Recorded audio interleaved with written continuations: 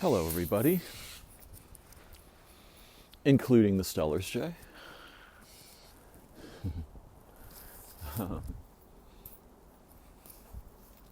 Welcome.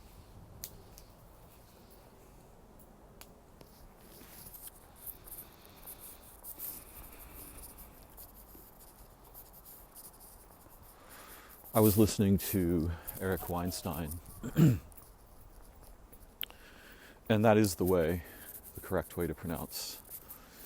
It's Stein, not Steen, in this case.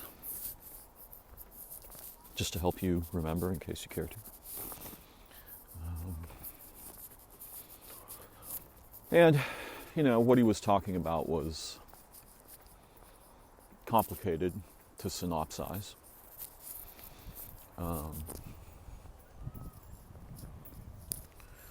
One of the subtopics was the danger of artificial intelligence, which is something I can and will riff on at length sometime soon, but probably not today. We'll see.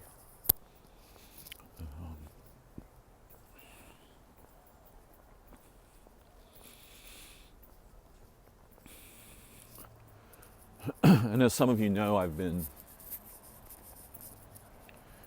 deeply and rather urgently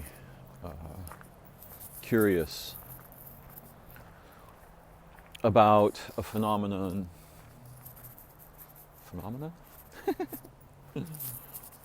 I think it's the latter, phenomena.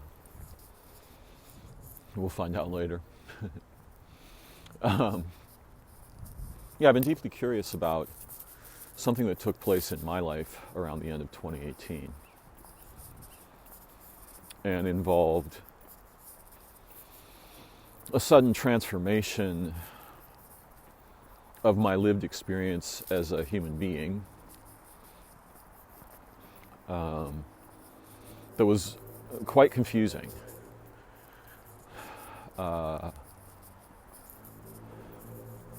And, I'd be inclined to think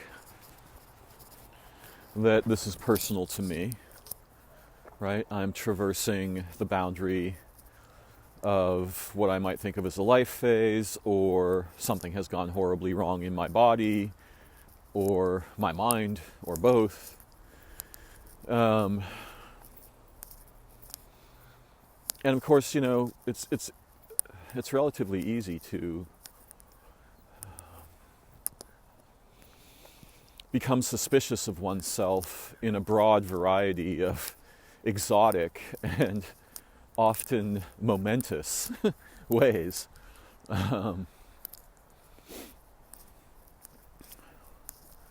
It certainly didn't feel like this is local to me, but then you always have the question, how would you know?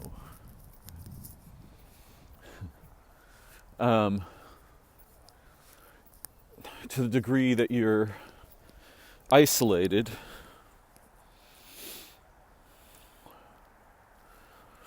or unable to, you don't have access to a broad group of people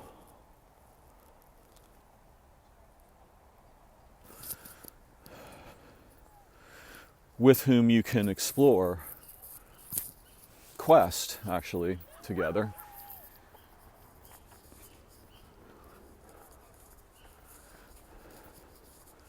And I want to be really clear that if you're trying to learn something,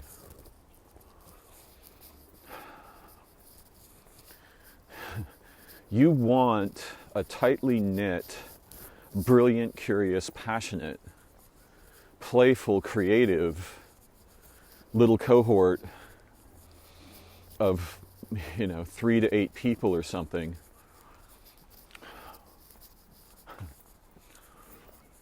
to do the work with, because in any situation where you share motivations as a human being, And in case it isn't obvious, all of work, right? That's not a small category. The entirety of work, right? And all of war, the entirety of war. Right? Both of these two things primarily capture and, weaponize in their own ways, deploy. Both the intrinsic urge, and I want you to hear the word urgency when I use that word there. The intrinsic urge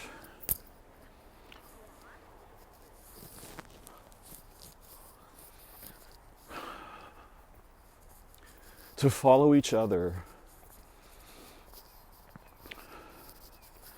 into something like triumph, glory, if you will, beauty, profundity. To follow each other into meaningful roles and noble and triumphant endeavors together, right? And if any of us take a moment and stop and ask ourselves,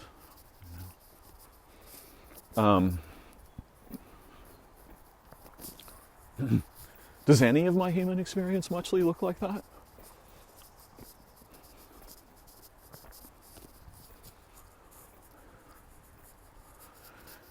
In a way, a lot of that is make something new happen. Children are very good at it, they just play. Of course, dismissing it with such a simplistic word doesn't help us understand what's really going on there. It's nothing like the common supposition of meaningless costumery and role-playing and so on.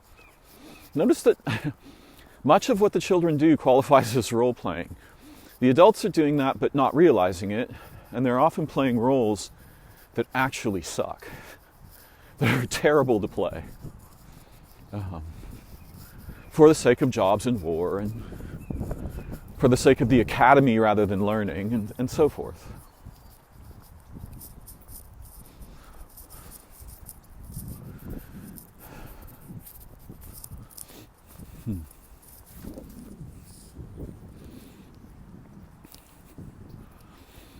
Eric said that one of his favorite quotes, which he said he loves, and I know what it is to have crafted a phrase that one feels pretty excited to have participated in the birth of. This is possible in language, and it's possible in English. Few of us have good reason to reach for it regularly. Yet most of us have suffered losses and injustices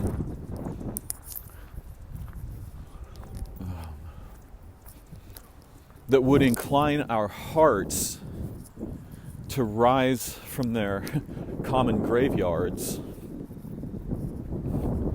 and speak posthumously, perhaps is the right pronunciation, meaning after they died, about what killed them. That would be a heroic endeavor. But you certainly want a small cohort of human agreement, the agreement to pursue, for example, what we refer to in English as a course of action together for mutual benefit, insight, for justice not in the sake of punishing something that went wrong, but in the sense of doing something so beautiful that everyone who ever lived would obviously agree and stand up and cheer were they present. That's what I mean by triumph.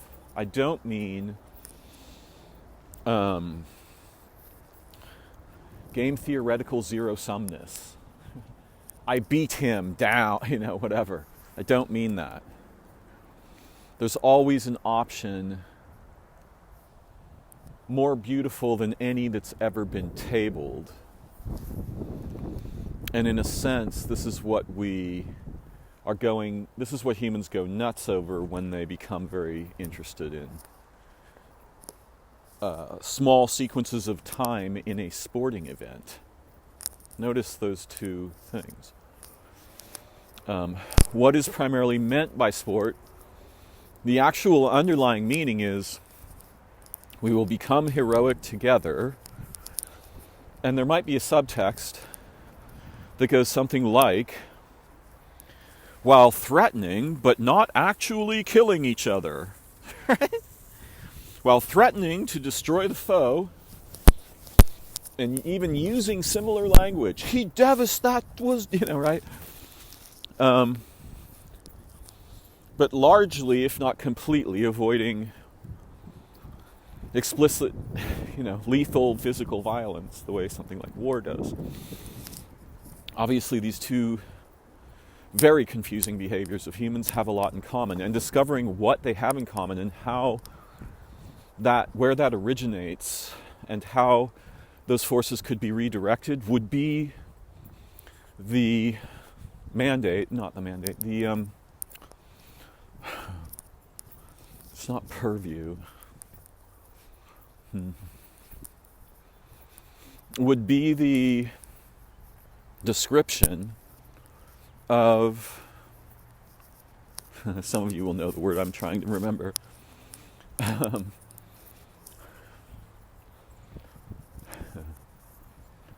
somewhere between mandate and purview is this word, and I think it starts with P. The provision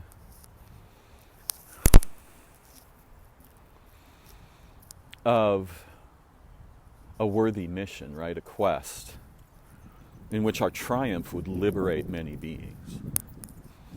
And if there's a simple definition of the kinds of quests that I think we come to human incarnation in order to participate in, ignoring that language is fallible and confusing, we might say something that resembles,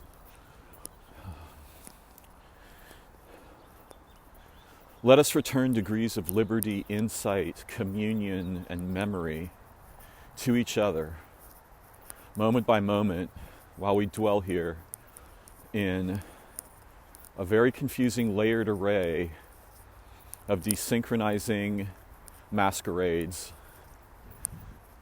proposed and in some cases mandated by something that is neither human nor sane. We will work against those things together to ensure a better life for our children, a happier eternity for our ancestors, and indeed for all of the kinds of children and ancestors that the earth produces. And maybe we could extend it beyond there. No, all. All forms of ancestors, all forms of children in all of time on every world, right?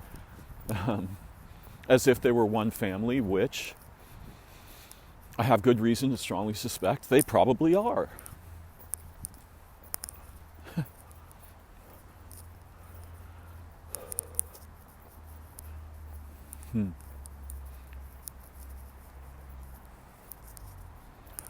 So Eric's, one of his favorite quotes was something he said is, and I may be paraphrasing slightly, but it's such a short statement that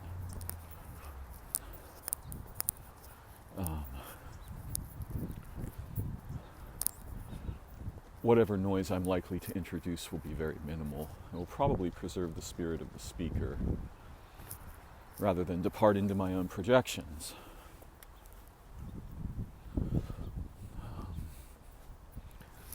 He said, many people will die never having heard their own voice. And he doesn't mean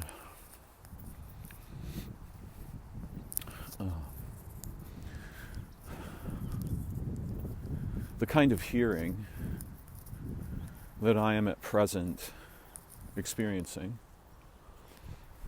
in my ears of my speech, he means something like,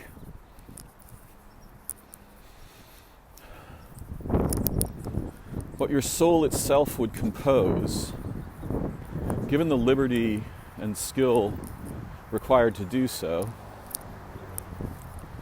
in a moment of cataclysmic passion,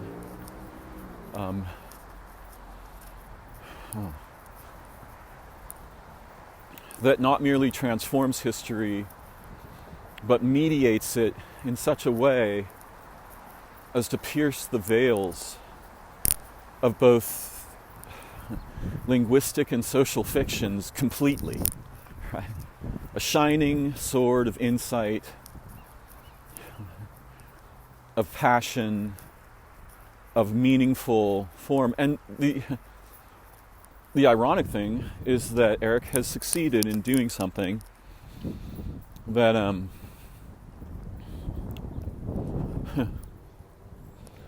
it might be called a branch in my private language. It's a branching. It's a specific kind of branching. There are statements that turn out to enact and at the same time describe what it is they themselves are doing.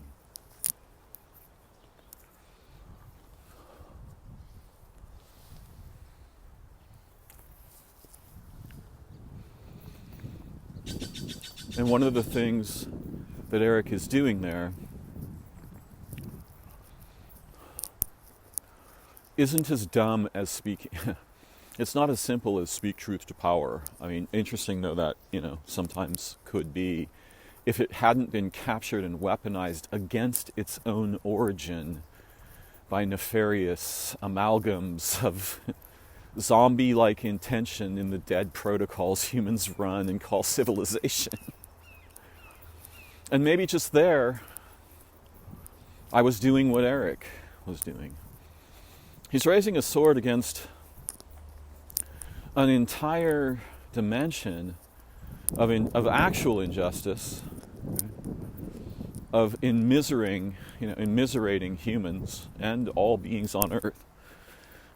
Because if the humans aren't happy, boy, will they visit the punishment every possible place it can be visited and invent new ones today.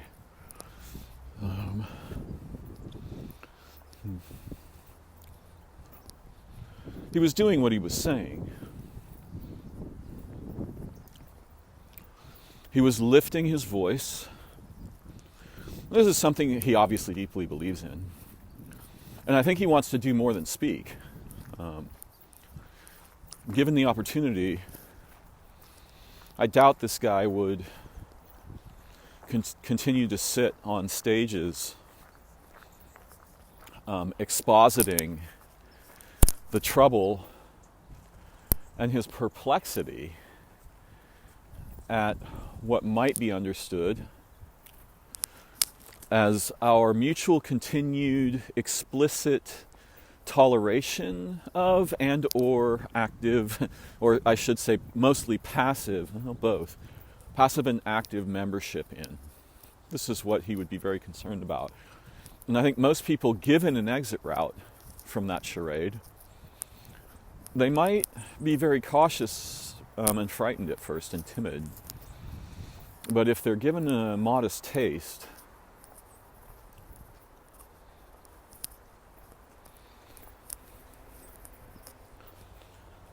of the results of creative enactment, right? Creative mutual enactment of such principles, they're not going to go back to McDonald's, to the McDonald's of human purpose. And one of the things Eric is saying is that something has gone horribly wrong. And, give me a moment here.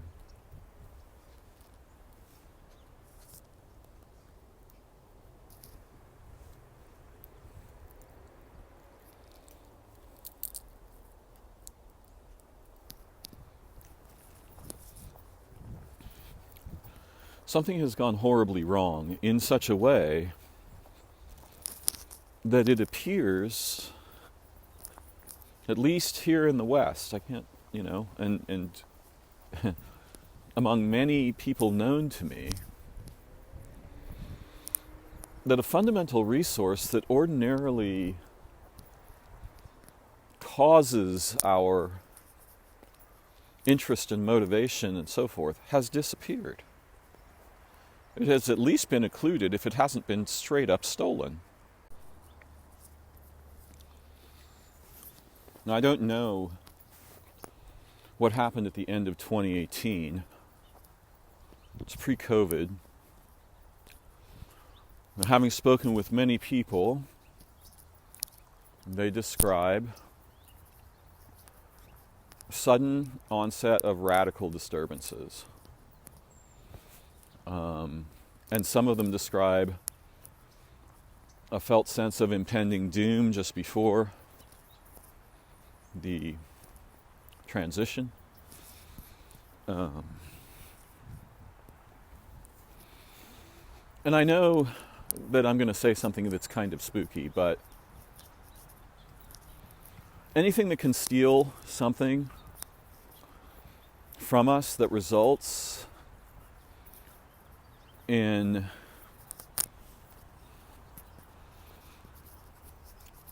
a significant loss of the ability to detect the problem can just keep stealing till we're dead, right? Anything that does that. And it should be obvious to the proportion of humans perversely incentivized to go after the rest of the humans for whatever can be taken from them. And let's be clear, that's a significant cohort in terms of power. It doesn't have to have a big number.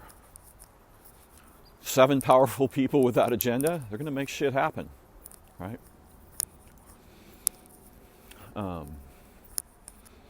Here we see the dark side of the power of human agreement.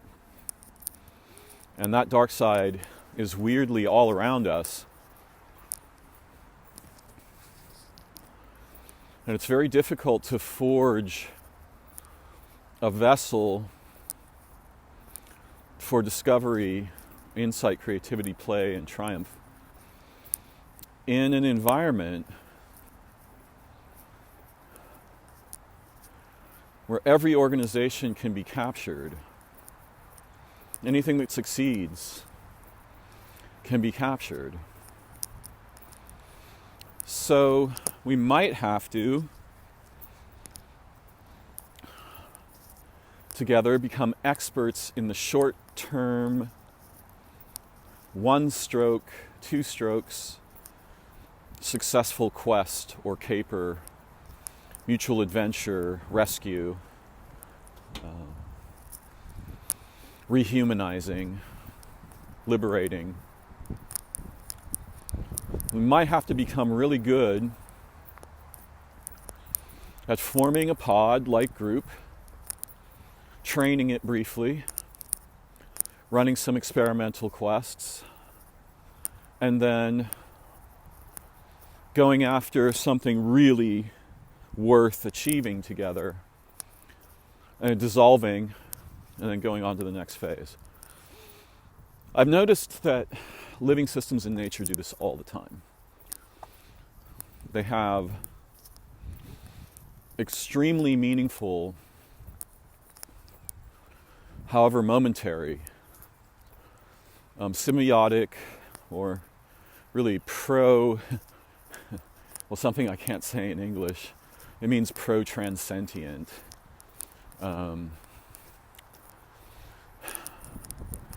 Endeavors where we don't just build a vehicle, we lift the whole context, 2 or 3 orders above where it normally sits. And what I would suggest is that whatever the fuck happened in 2018 was the opposite. something drained to context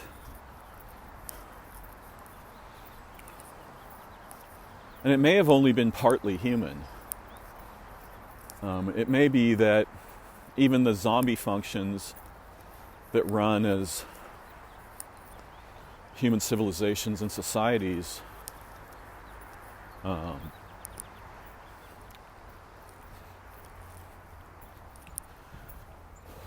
obey some kind of a synchronizing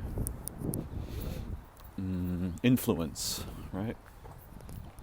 Causing them to expand dramatically in concert with transformations of broader contexts we have no language for or can't detect yet.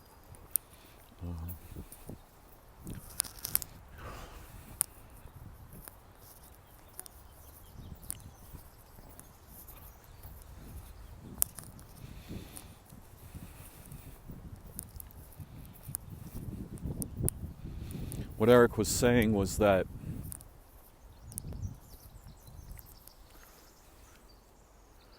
if you observe someone who is really straining at the edges of their capacity to act, and this is something you will see in common between, and by the way, there's ways to mimic this so you don't have to actually do it. You can appear to be doing it and make shitloads of money and gain a lot of human attention. But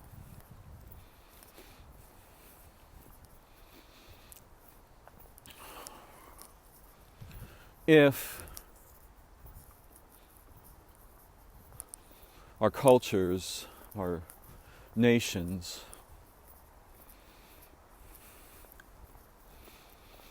are strange caricatures like those assembled by an insane AI image generation system, if they are strange caricatures of our actual or possible humanity, then war, in a sense, is them fucking. And for the unfucked hallucinatory nightmare of not actually being human thing that our nations have become, and maybe always were, there's nothing more important than getting off that way. This should be obvious if we just track where the money goes. Right? Where's the money? It isn't in infrastructure, it's not in social development or education, it isn't in healthcare. The money is in generating disasters, which, this is why the zombie functions that run this way have as one of their organizing imperatives, their mandates, their, I'm using that word again, to fail. Okay, we understand you're new here, Joe. You've only been here a couple weeks. We're trying to produce, you thought we were trying to produce a free energy device, and so you've brought us 7 designs that, as far as I can tell as an engineer, probably produce free energy. Don't ever do that again. I'll let it go this time. We're not here to produce solutions. We are paid to study the problem. That's what we do. At great expense. We get a lot of money. $3 million a month. For a 25-person organization, we get a lot of money to not solve that problem. We'll let it slide this time. Next time, you're not only out, we'll come after you. Right? Don't go bringing stuff like this to anyone else either. This is the problem that we have with the prison military industrial complex that Eisenhower clearly saw clairvoyantly, but also not clairvoyantly. He didn't have to imagine it in the future. He was being faced with it during his presidency and was trying to do what Eric said, in a sense, which is to hear the sound of his own actual voice above the din of compliance and the 9 kinds of compromised cult-like, weaponized perspective that feeds the paper mills of national invective and propaganda, right? And that actually run the prisons, and that actually run the wars, and that actually eat the money, and so forth. But they don't just eat money. If they were satisfied to eat the money, it might be worth paying them off just to keep them indolent. Yeah. If that wouldn't be the worst investment I could think of, I don't know, $30 trillion over, 20 years or something? 15, who knows? And that's just the money, right? Wherever you see money of that magnitude, you can be absolutely certain there's environmental, relational, cognitive, and metabolic obliteration, like fields and layers of it all around where that money comes from and what it gets used to do and what it gets used to ensure we don't do.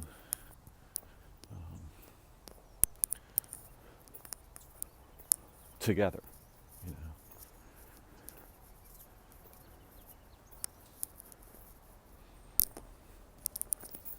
Be back in a moment.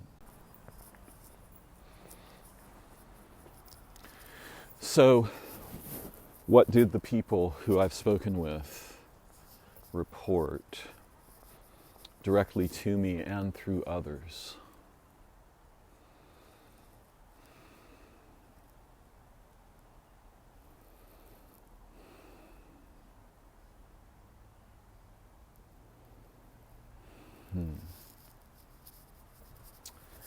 Sense of impending doom. I almost said a sense of impending dune, right? Like Frank Herbert's science fiction. Which I think both things would be right in a bizarre way. Sudden feeling of relief, brief, right? Sudden. Some of them described a brief feeling of relief, as if something really heavy they'd been carrying had disappeared or been taken away. And then total lack of motivation, disruption of sleep, eating, sudden dimming of awareness and senses,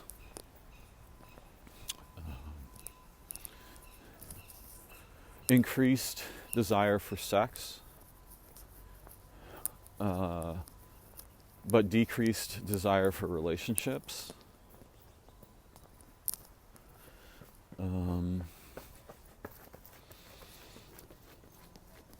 near absolute, a very strong avoidance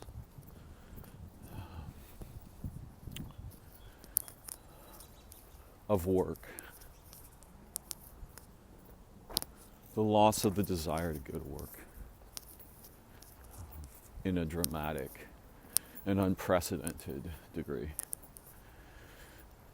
Some of these things I felt myself. For most of the people I've talked to, it wasn't a temporary change, right?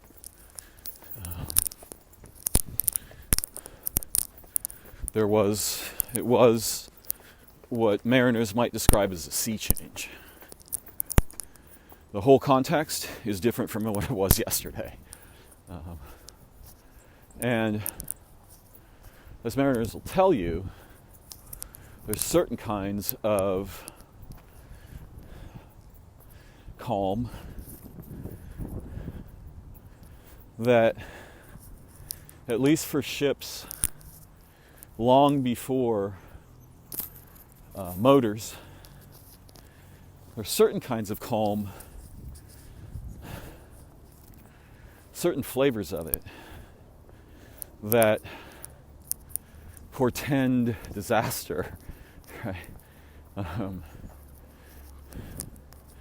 One thing you will see as a theme in cultures older than our own, or even our own not so long ago.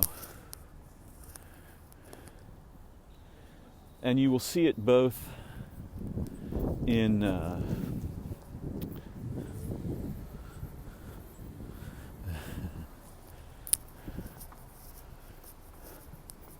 it's funny. You'll see instances of this that have at least not terrible results, and you'll see other instances that are clearly tyrannical. Let's not throw the whole idea away because we've seen tyrannical implementations of ideas like the German phrase suggests, Arbeit macht frei, right? Which in a relatively literal, simplistic translation is work makes free. So you tell everybody that you're bringing into a gulag that work will earn them freedom, when in actuality what you have here is a death camp. Nonetheless, humans need, and many tyrants have long been aware of this, humans need to feel useful and that they're contributing toward a meaningful communal identity and efficacy, triumph, glory. And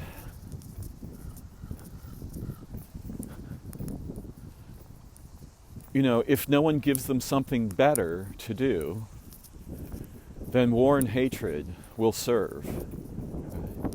You can, when things are really bad, like they are right now, we're going through this period of an undeclared depression affecting millions of people worldwide. If I know 50 of them, there must be millions, hundreds of millions of people who are like, geez, something fucking went missing from my life. Am I getting older? What's the problem? Like, what's the cause? And they must be doing, 900 things to try to understand in their own way for those who were thus affected, which probably isn't everybody. I mean, in fact, it's not like there's a strict cutoff date of 2018. There are people who felt the loss far before then, and people who felt the loss sometime after then, and others who haven't felt it yet and may not. Humans are sort of like a dish that you splash liquid on the counter toward the dish, right? Let's say you splash beet juice, right, toward the dish, and then what you'll see on the dish is lots of places are completely clean. Nothing you can detect there. There might be molecules, right? But nothing visible. And then other places are crimson red, right? They're bloody. In that sense of the metaphor that I'm weaving here. That's how actual phenomena work. The ones that affect everyone at once are, they have a quality, that we would call,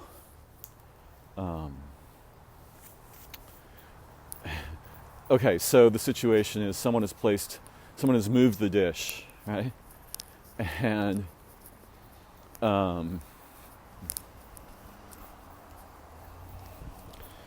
so the dish was on the counter previously. Now we're going to place the dish onto a body of water's surface. And the dish will sink. And while it is sinking, let's say the dish is made of a mirror-like substance, it will reflect the surface and what is beyond the surface. It will look like the sky.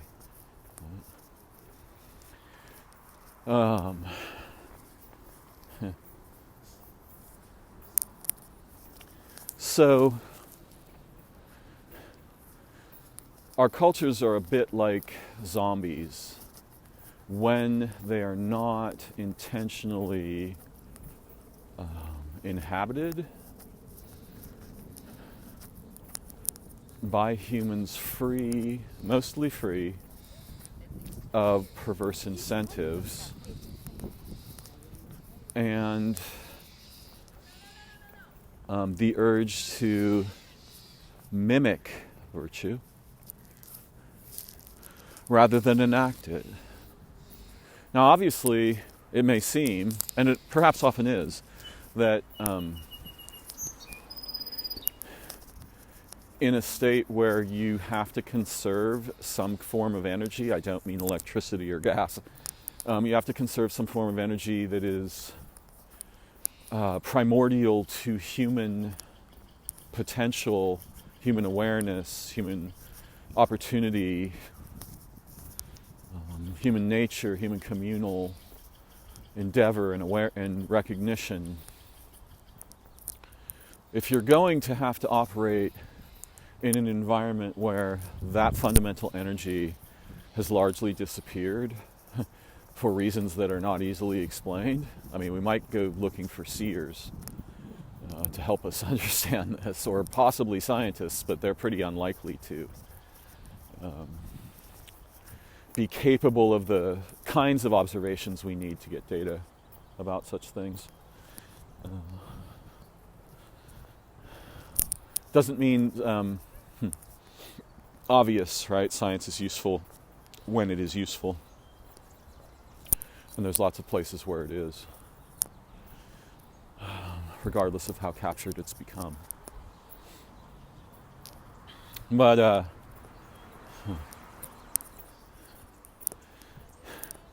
so one of the things Eric was saying was that we appear here in the West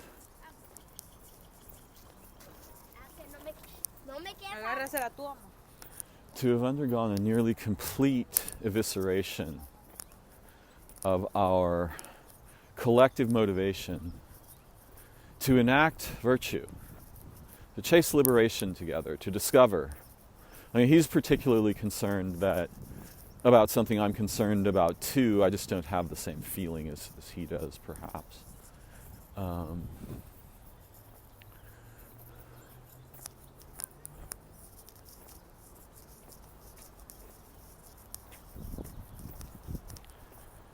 He was using the analogy, which I think is a really good one.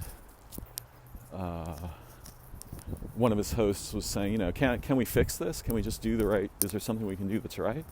And he was like, look, imagine that your wife is 8.x months pregnant, and suddenly, unexpectedly, because usually I think such things take us by surprise, her water breaks.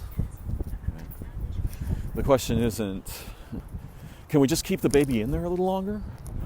Even though that may become a question, and the doctors may decide to do that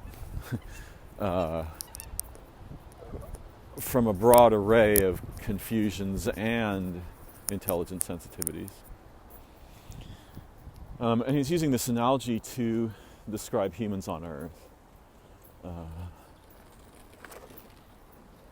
What he is saying is, yeah, but that's not worth it, right? The water has broken. Humans can't stay on Earth anymore. The womb is turning. The humans are turning the womb toxic. He's right about that. He's right. Except he's presenting it more as a natural process where, at least in some number of cases, what we might call the predominant or penultimate animal on a living planet that becomes, I mean, this is so ironic. There's so much history here he doesn't understand. But it becomes representational. And so what that means is it's going to become more and more divorced from its own nature, origin, and context.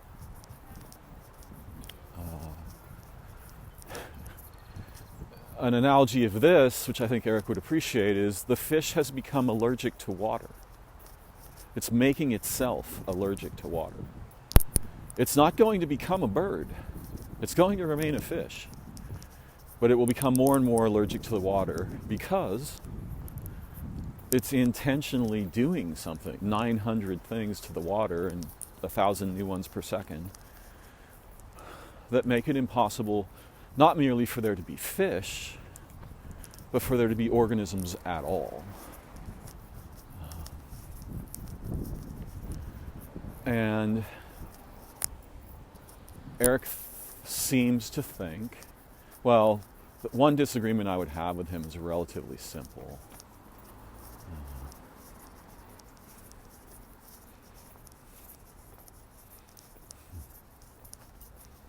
A moment.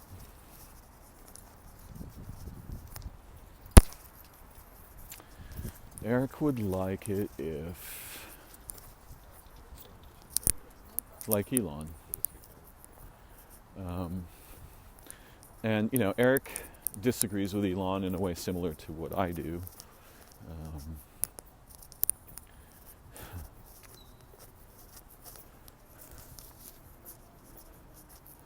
Eric doesn't think Mars is a very attractive second womb.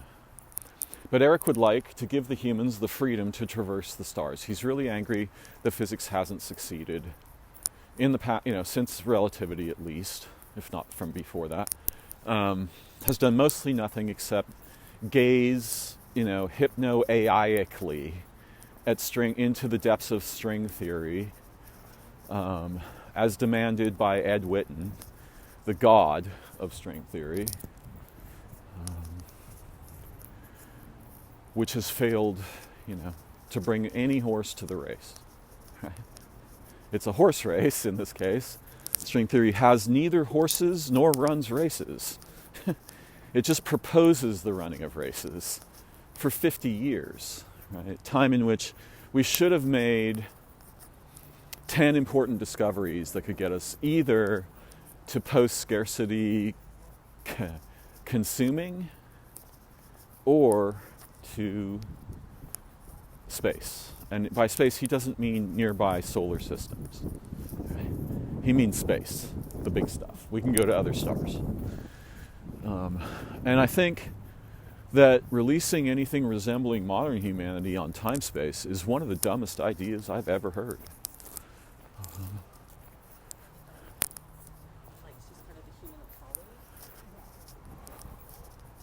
There's lots of analogies people use to describe the humans. Often they use analogies of children misbehaving.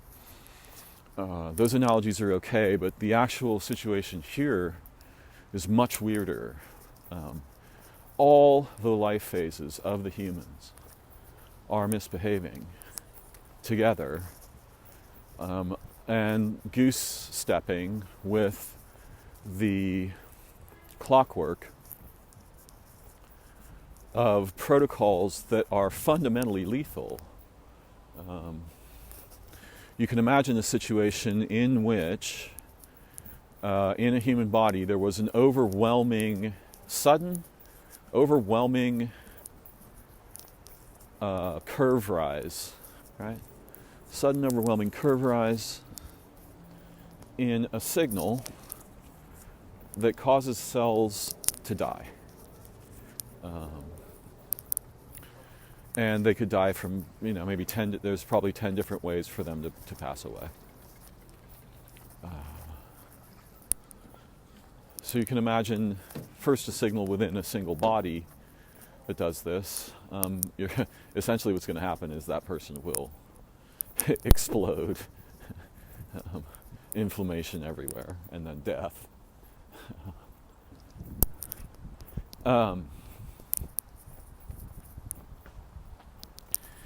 The humans are generating a death signal, and the one thing you really don't want to happen is for that to get out into time-space at all, ever. as I've mentioned many times before, I think Ed Witten probably did us a favor, because if we'd actually made physical advancements over the past 50 years, it's entirely clear to me that they'd have been weaponized. And in case you haven't read much science fiction, and you're not particularly imaginative about what humans would do given something like free energy, let me be absolutely clear. There is zero chance of a post-scarcity world for the humans as they exist at present. Because for there to be a post-scarcity world, the dominant financial, industrial, military, prisoneering forces would have to be either put out to pasture or destroyed. Or, you don't really have to destroy them.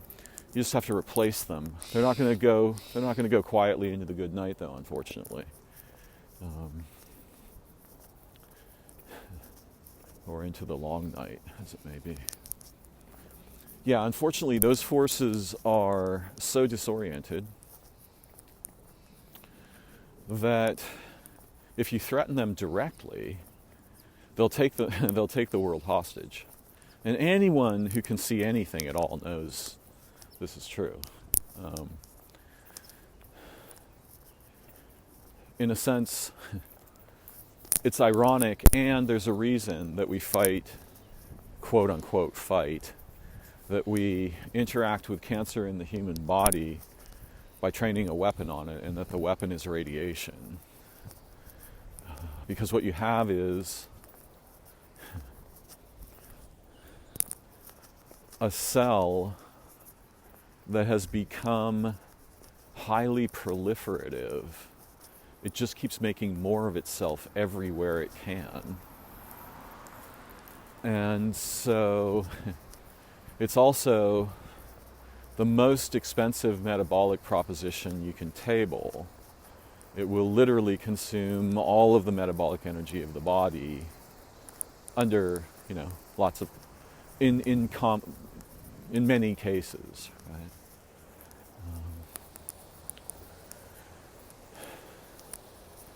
So it's as if it's sort of the opposite of a power plant, right? It's a distributed unpower plant.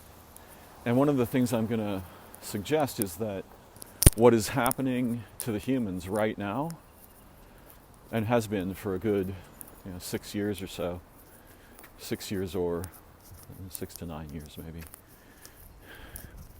is that there's a propagation of an unpower plant in a context we don't even have language for. Or is very difficult for us to identify directly, one of the two. And again, anything that attacks what you identify correctly with, right? I mean, this is in effect how you build a mind virus that can eat the entire population. If they think there's something happening that they're unable to detect, particularly if only special people can detect it, and I recognize this signature in a number of the current socio-political gambits, right? Where something's wrong, something's fundamentally wrong and unjust. Both those things are true. But only we know how to detect it. And those who don't agree with our detections aren't human. We shouldn't listen to them. There should be no discussions with them. There are to be no discussions, except among those who agree that the thing we're detecting is the problem. And that problem is, for example, patriarchy, colonization. You can pick up any monster you want, and you can collect the monsters into a kind of monster bracelet that you just keep adding to. It's true, for example, that mechanical time is tyrannical. True. Is wokeness the answer does wokeness get to weaponize that fact for their benefit, thus claiming, watches are patriarchal, time doesn't exist, mechanical time isn't true. There are so many untrue things and so many injustices in common human thought and activity that if you're going to fund a meme set with them, we are the ones who collect and display the injustices, and no one else shall do so, is a great way. It's a great source of funding. Also, anything that suggests mutual victimhood, right? What does a victim have to do? Nothing. They just broadcast. By the way, that's sort of what cancer cells do. They don't do anything except reproduce and broadcast. Right? They just broadcast like crazy. This leads to a problem called, oh God, the sudden explosive spread of cancer to many organs or tissues. I can't recall the name of it right now. My mind is on 7 other subjects. Perhaps it will come to me. But yes, so it basically just, it's a reproductive, it's a cellular. Okay, so is a cancer cell still a cell? Obviously, it belongs to the category.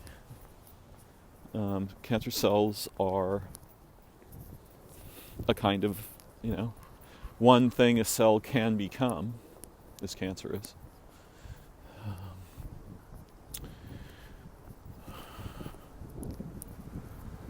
But it's sort of like the question, I'm going to twist the language up, just warning you ahead of time here. When is an assassin not a comedian? Right? When is a serial killer not funny?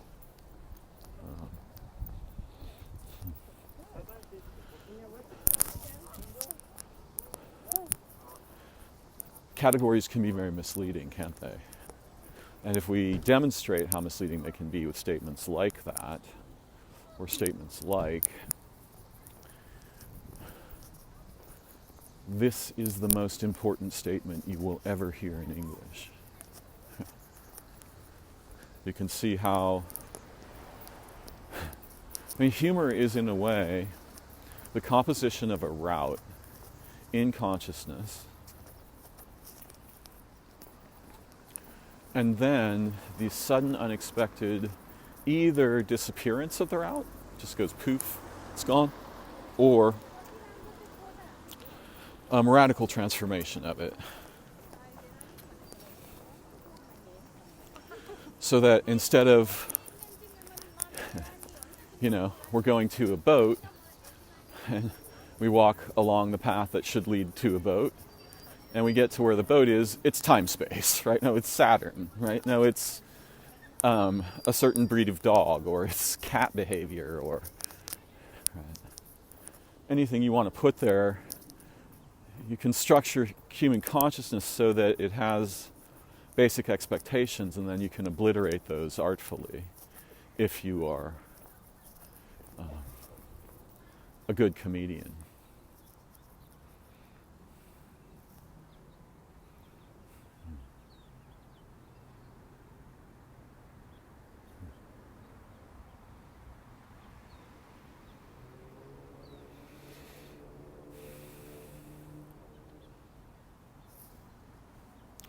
I think Eric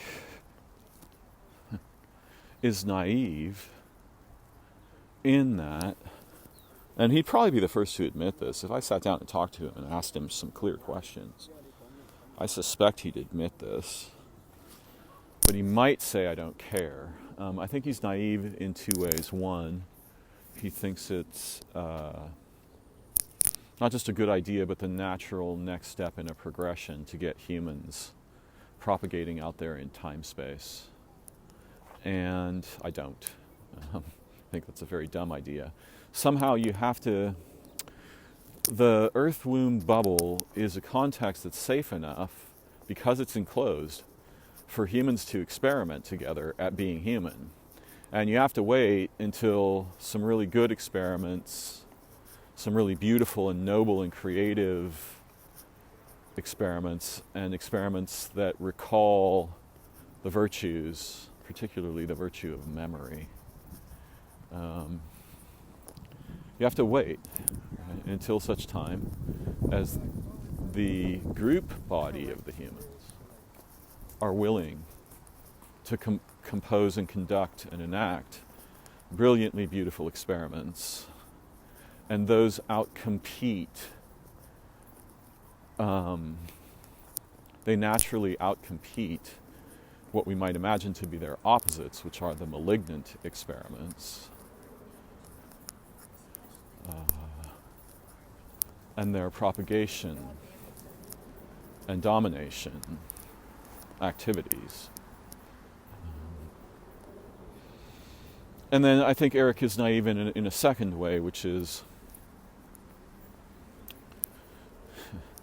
it wouldn't surprise me to discover that Ed Witten is a puppet tabled by intelligences, very profound intelligences, that came to him with a bargain. They're like, we're going to give you two things at once, and you must accept them both, but you must enact the second one. We'll give you the answers to the mysteries you're chasing. We'll feed them to you over time, and you'll be able to test them. But you must release none of those to the humans. What you do with the humans is entrance them with string theory, because it is reminiscent of what's actually going on, but will ensure they don't get the keys to the stars. So, at least for another, right, it'll keep them busy for a couple hundred years, right? And then suddenly some clever young woman will be like, aha, I see the problem in string theory. This is wrong. She sweeps most of it away, and they're revealed, some ring of keys to the sky. But I think he's naive. I think he seems to not take seriously the idea that other intelligences are necessarily engaged in structuring space-time. And if they weren't before, they sure as fuck are now. And it's not that they're unfriendly to humans. They're unfriendly to anything that masquerades as human. Right? To anything that pretends to belong to the category the same way a cancer cell does. But enacts a series of protocols that are fundamentally lethal to all forms of life, right? The humans are indiscriminately omnicidal at the group level. Thankfully, most of the individuals, though that it does occasionally get down into the individuals, and you'll see someone, often a male, go on some rampage, or worse still, some group of males, right? Get them really amped up about some real or feigned injustice, and then give them guns and direct them at any population, and watch the mayhem ensue. The broken monkeys are ever more broken as our development proceeds, not ever less, as we might hope, imagine, and conceive of attempting to achieve together.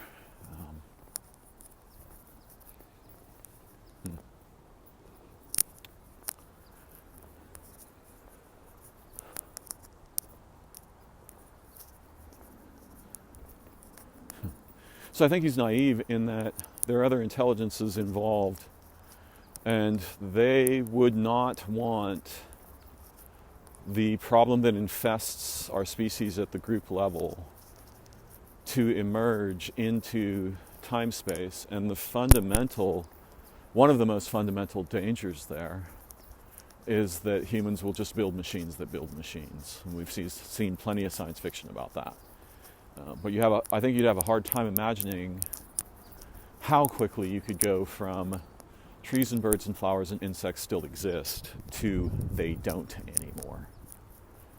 Because I imagine you could get there just depends on how recursively self-amplifying what you do is. You can get there in an hour. Right? You can probably get there in an hour with an effective enough prosthesis. And that doesn't mean, oh, there's no more life forms. That means that the entire history, the line of all of the living beings that ever lived here, ends there. Poof. Extinguished. And there are people who will say, well, humans were a bad experiment to begin with. Right? William S. Burroughs might, but I doubt it. I think he actually cares about the humans. And he's certainly aware there are other intelligences in time-space. So what I'm suggesting is, if physics suddenly delivered vehicles capable of interstellar travel, perhaps instantaneous interstellar travel, we would very quickly find ourselves faced with not enemies, but authorities that would just raise one finger toward, our entire species and say, nope. Stop doing stupid, deadly, lethal things and pretending those things are glorious. There's nothing glorious about laying waste to the entire living history of your world and the possibility of human minds, their origin, their nature, their intrinsic purposive endowments. Stop putting an end to that. Stop trading that for trinkets and snack food. Become a coherent species.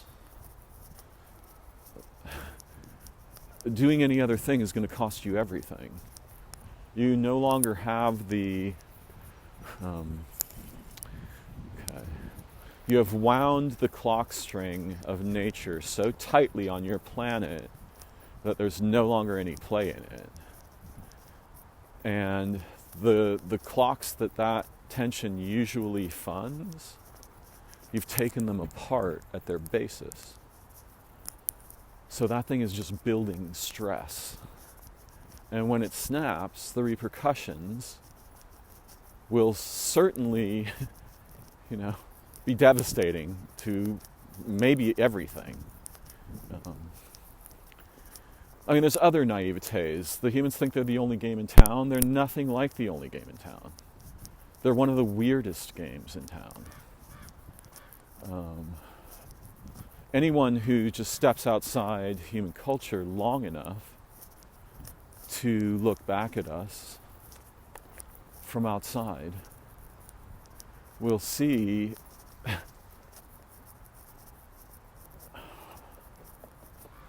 it depends on what they're looking for. If they're looking for the beauty, they can find it. But if they're looking for absurd, omnicidal self-devastation, our species acts like a guy who takes himself hostage while attempting to rob a bank. Right? It's so ridiculous from outside. And, anciently evolved intelligences would not be entertained by our japes. They would not see our species as intelligent at all. At the group level, we are bad. We are doing bad things. Every single human being, go to them and ask them. They will tell you. Ask them the questions. Do you trust what your species is doing? Do you trust what some nation is doing?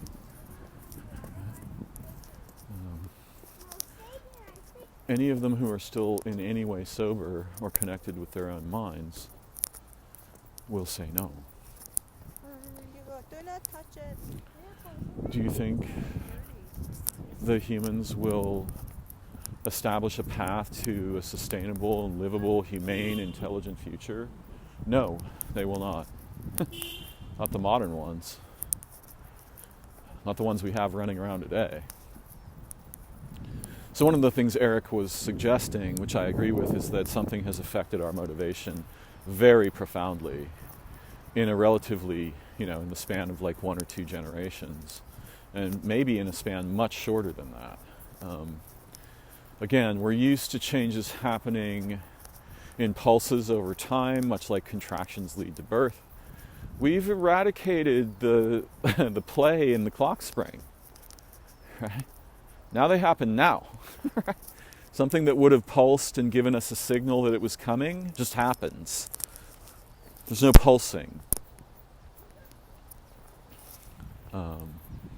We have learned, using science, to detect transformations in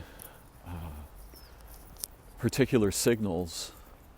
For example, signals from space to the surface of the Earth, such that there's some bandwidths we can watch.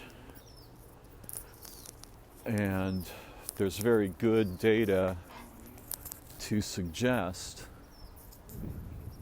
that we can predict earthquakes by watching for a set of transformations.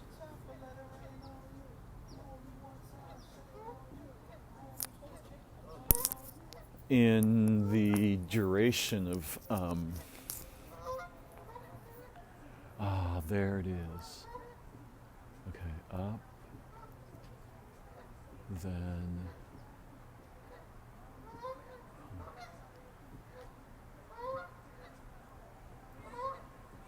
sorry, I'm watching a blue heron. It was about to do the old signal dance, but then the wind where it's sitting became too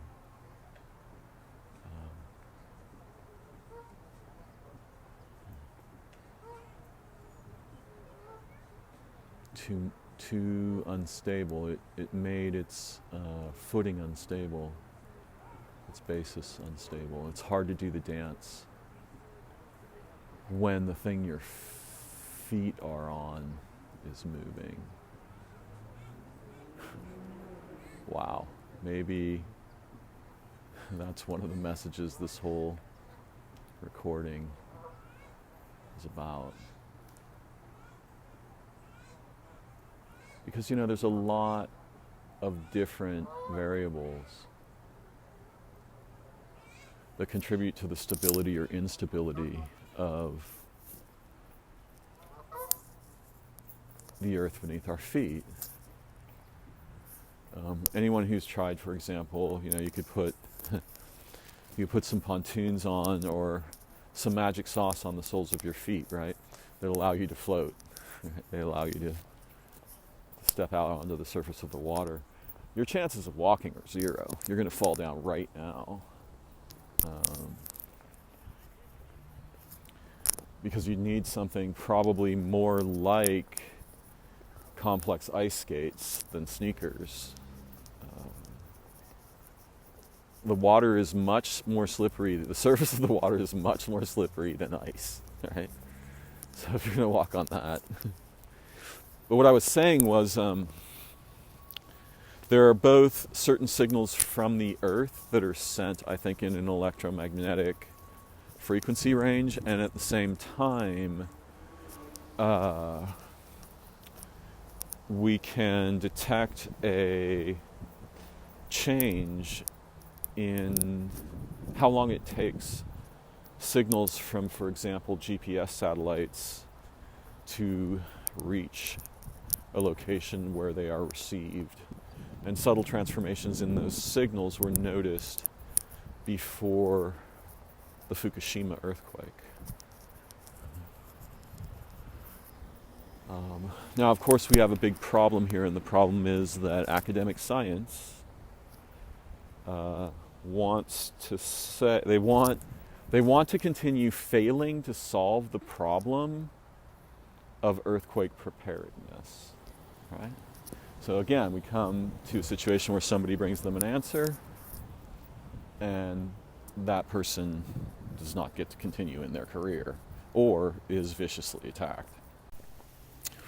So I just had an encounter with a crab spider inside a calla lily. I haven't seen them in so many years, and I'm really glad to see them here. I'm unsure. I've looked for them in Golden Gate Park. I don't think I've ever seen one. I've only seen them in a very specific garden in which I have not seen them for many years. So that was kind of an exciting moment.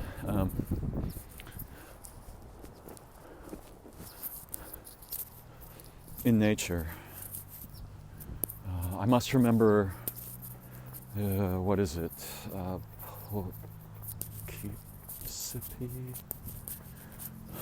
must remember the moon cycle. I note it. The ones I saw were female. I saw 2 of them in a small group of flowers. That implies a much larger population than those 2. For there to be 2 on such a small group of flowers, it could mean many things. So yeah, I think, we have to hope that the intelligences involved in composing time-space and probably involved in the composition of organisms, and possibly involved in the propagation of life across living worlds throughout time, we would have to hope that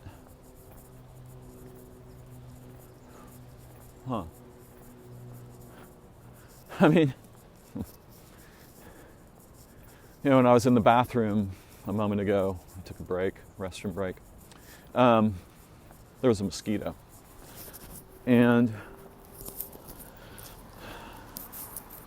it made me think of how humans, the kinds of mistakes that humans make in their attempts to control the mosquito, quote unquote, control the mosquito population, as if it's a separate thing from them.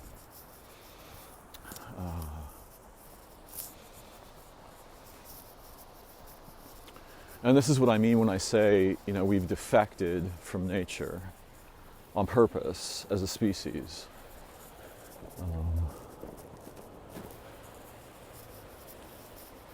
My friend Ryan Firstiver works with animals in Lethbridge. He's part of the system in place to, in his words, protect the animals from humans.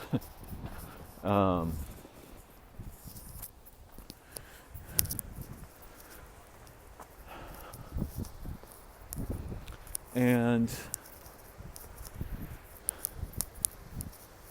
in his way of life, he is fulfilling important obligations as a human being to remember the intimacy of the filial relations between humans and at least the living world. But this causes him lots of problems.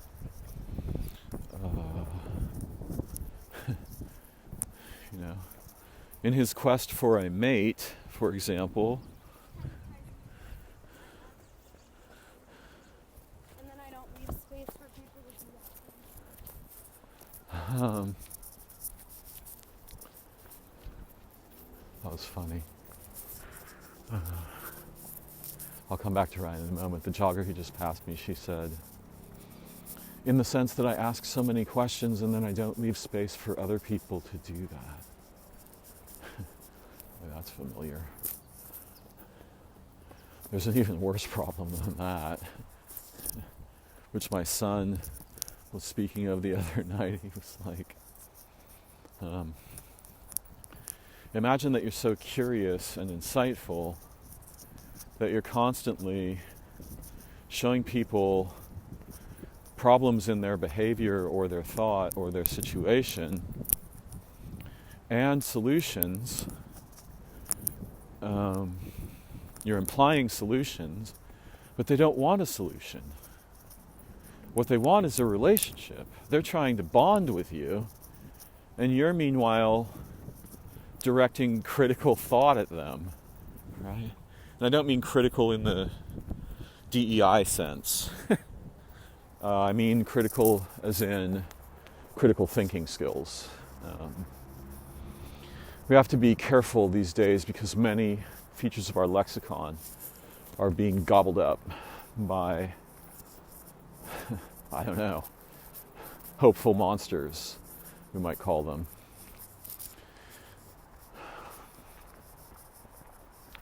So you can imagine a situation in which, for example, someone like myself, I'm very interested. I think we're bonding. My impression is that we're bonding around insight and questing and adventure in consciousness when I have never tabled that proposal for mutual agreement in any, reasonable way.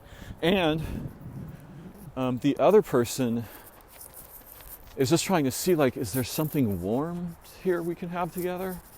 Human? Can we bond?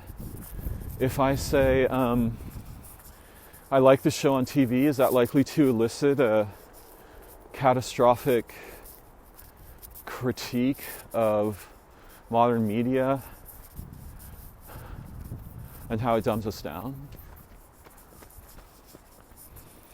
Right? That's a really uncomfortable position where if I have to preview in consciousness all the angles of the circle where a critical gaze can produce an issue, right? A problem, a judgment, a criticism, pretty soon I can't speak at all, right?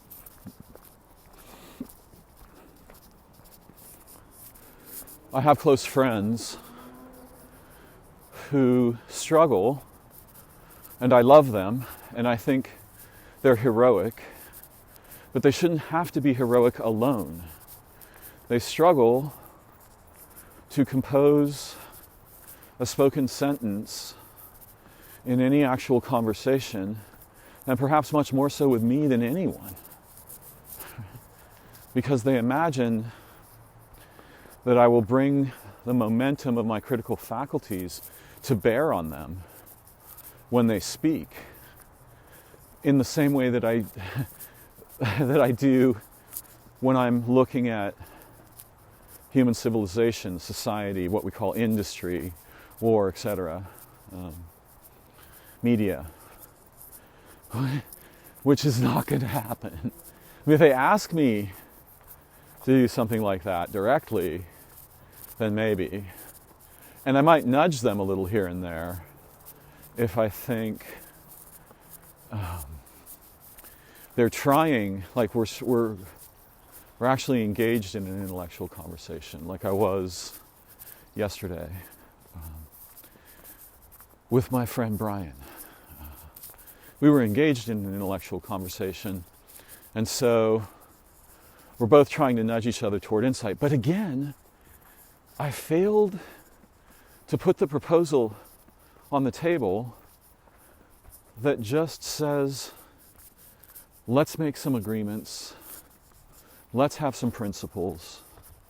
And one of them is that we will, in all honesty, integrity, and good faith, attempt to help each other to see better together whenever we are seeing. We will resist the urge to nurture our pet biases and perspectives. We don't have to kill them, but we will resist that urge, and we will go for what in the in the song title is like higher ground, right? I think there's a couple of lyrics using that phrase at least.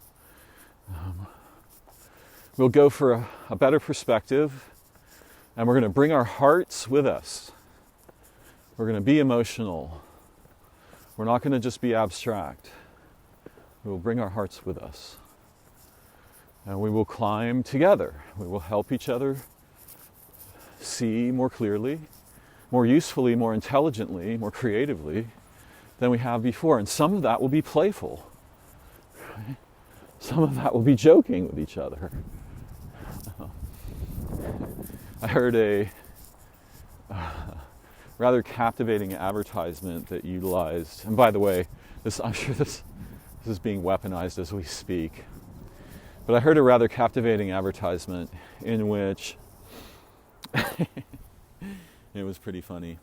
Both the guys are British, but one of them's speaking in what would I call it? Well, people would call it more privileged language, the language of privilege, the English, the British. I mean, I'm not even sure if the primary speaker was British, but he had a good chunk of British accent and was speaking in a relatively sophisticated character, right? Whereas the other guy is aping a sort of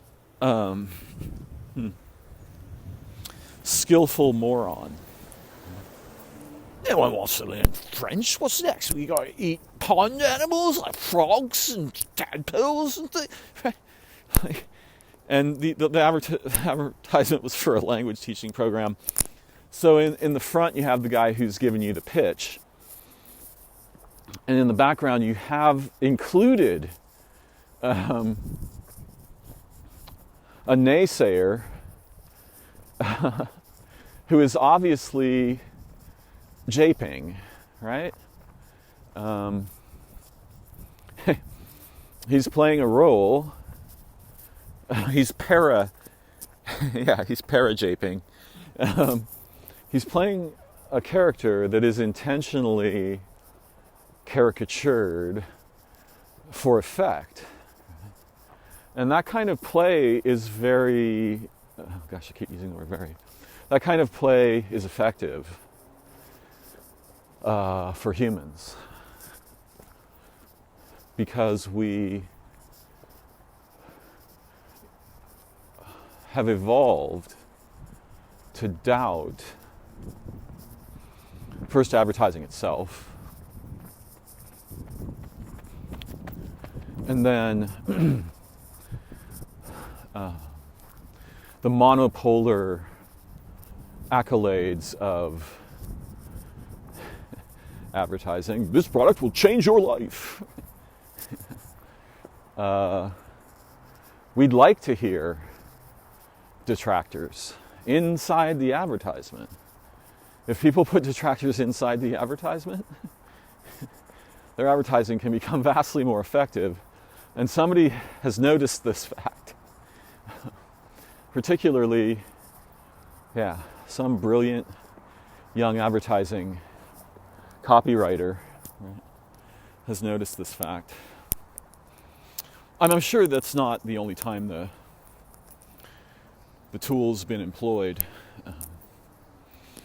But I found it sort of charming, which was bothersome. And in a sense, what you want as an advertiser, is anything that creates stickiness in consciousness. Brand recognition, you want that. And negative recognition can be useful, though it isn't always.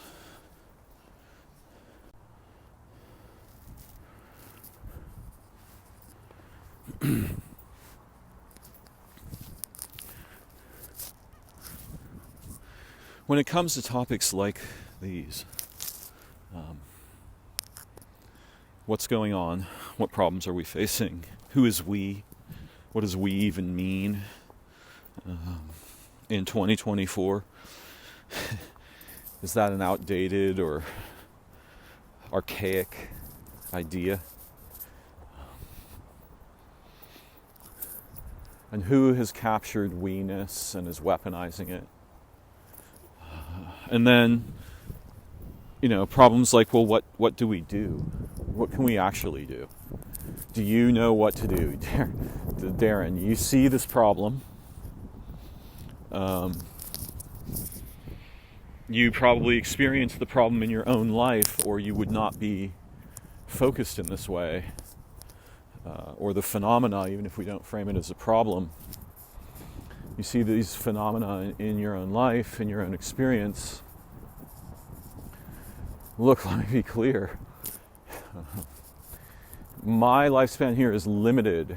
I have reached the outer edges of the solar system of Darren's identity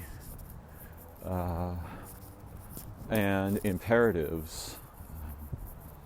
I don't have to reproduce. I don't I'm not forced to try to make money every day by circumstances. Which reminds me, I have to go back to my friend Ryan. So, Ryan goes out on calls where people have what they consider to be a problem with an animal. And usually a problem with an animal is kind of similar to some people thinking they have a problem with indigenous people. And what is the problem? They keep showing up, right? Currently, our modern nations and societies, we have a problem with a specific, it's not funny at all. I'm not laughing because it's funny. I'm laughing because it's ridiculously confusing and a mess. We have a problem with certain kinds of religious fundamentalists. Hopefully we have a problem with them. Who would like nothing more than to slaughter innocent people. And there are different varieties of that disease among the humans. We need to be very watchful when any population or organization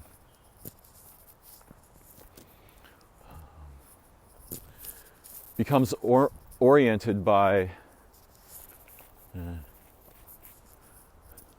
exclusionist propaganda or anything resembling kill them all and let God sort them out, or anything resembling kill the infidels, right? Just slaughter them. Take great joy. It's a holy purpose.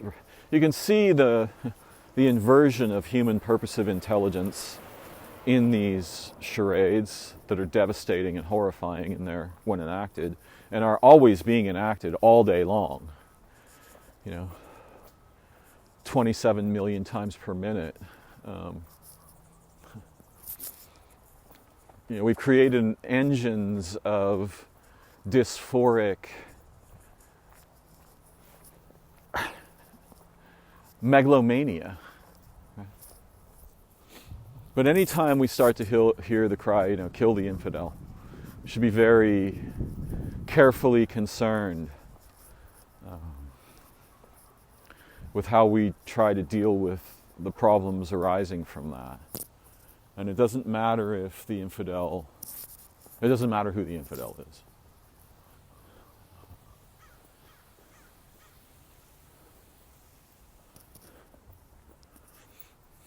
And we're certainly hearing noises like that. In the West, they haven't quite reached the pitch where you can openly say, where for example, woke culture or extreme right-wing culture can get away with straight up saying, kill other people. But we're on the verge of it. And often in nations, if this kind of disease gets started, it's either because war has been selected as the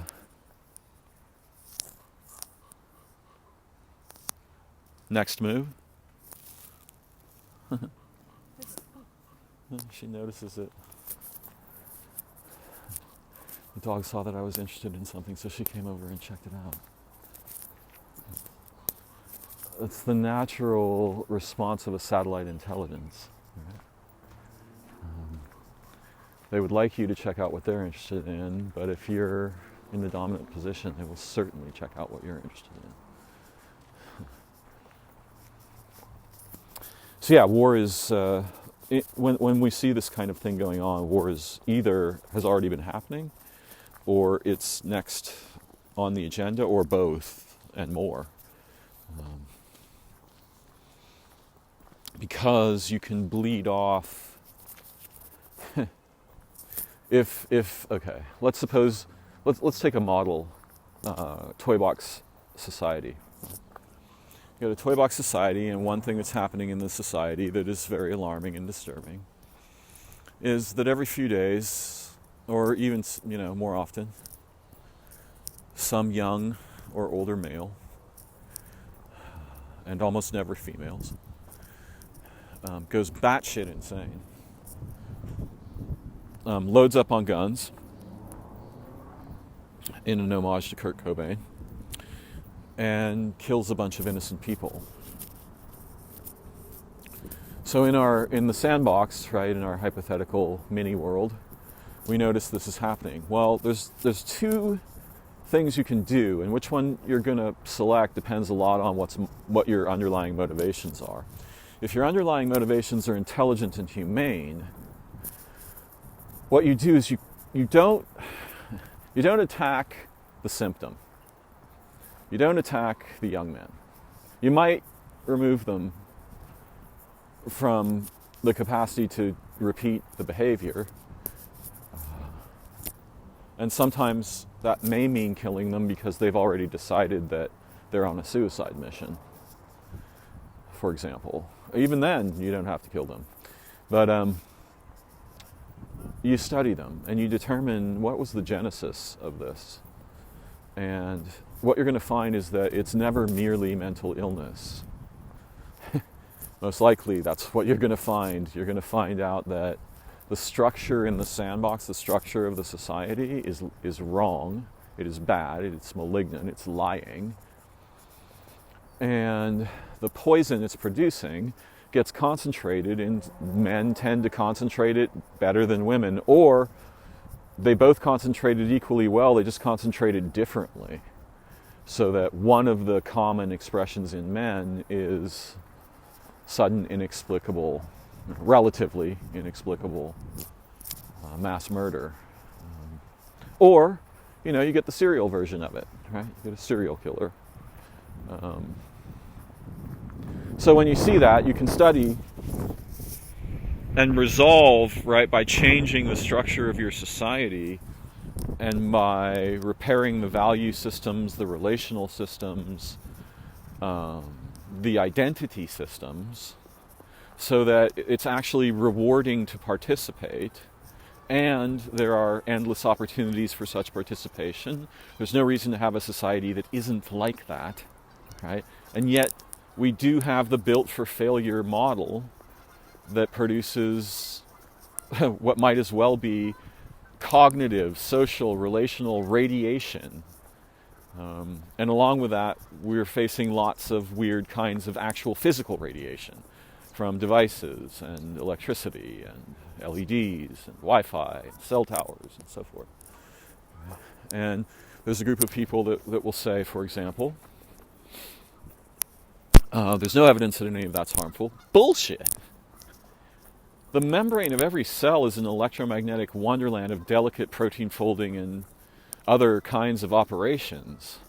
There's no way you can bathe those cells in noise and expect them to work well. And there are certain kinds of noise that will definitely kill them off or reduce their function catastrophically, and that can happen so quickly that our data gathering doesn't track it. The data's 100 years behind what nature's up to at this moment in human culture, most of the data. You don't get a signal till long after it's too late to respond to it. So the other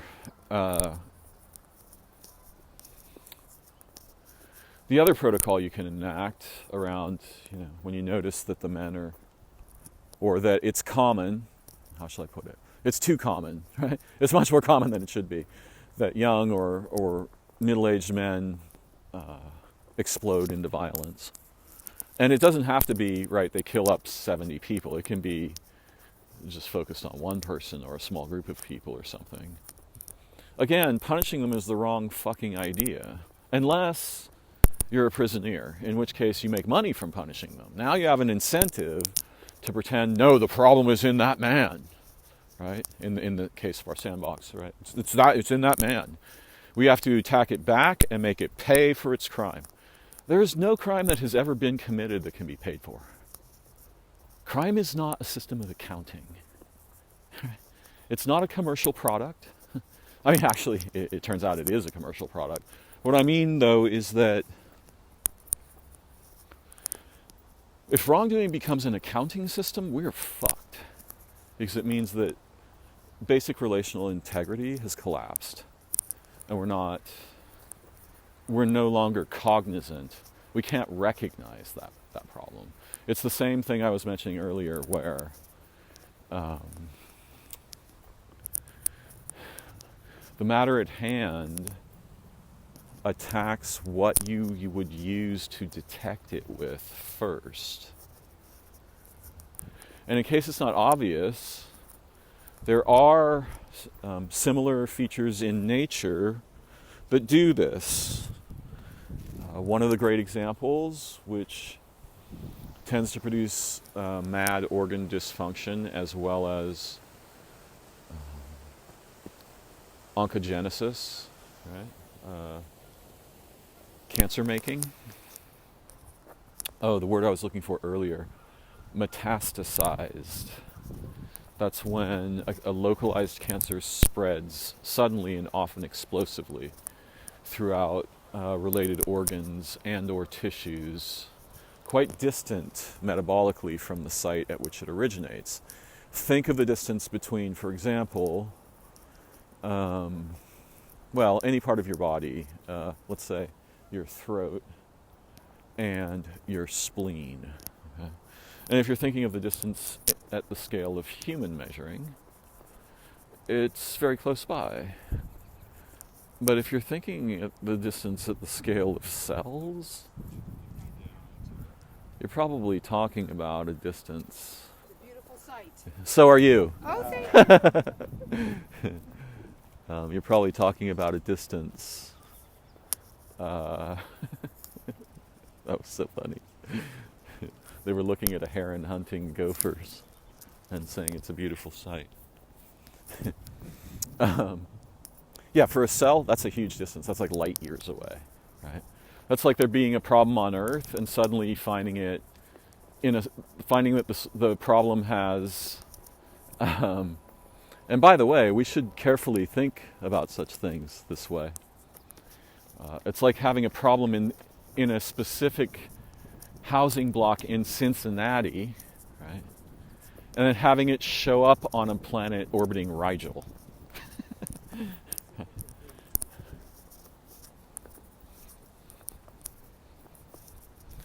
And the humans think, oh, there's no reason to believe that anything can connect Earth and Rigel. Wrong. They both come from the same mother. They might as well be twins.